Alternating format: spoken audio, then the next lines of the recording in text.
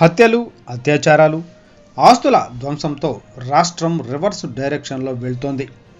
మాజీ ముఖ్యమంత్రి వైఎస్ఆర్సీపీ అధ్యక్షులు వైఎస్ జగన్మోహన్ రెడ్డి బాధితులు కేసు పెట్టడానికి వెళితే వారిపైనే రివర్స్లో కేసులు పెడుతున్నారు.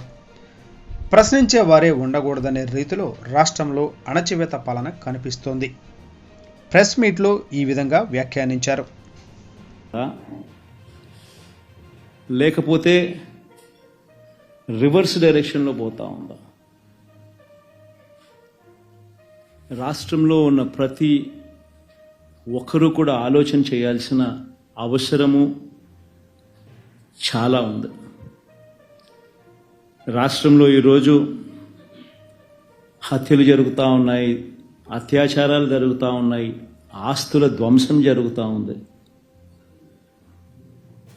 ఎక్కడ చూసినా కూడా ఎవరైనా కేసు పెట్టడానికి పోతే ఫాల్స్ కేసెస్ రివర్స్ విక్టిమ్ మీదనే పెడతా ఉన్న పరిస్థితులు, పోలీసులు ప్రేక్షక పాత్ర పోషిస్తూ ఉన్న పరిస్థితులు,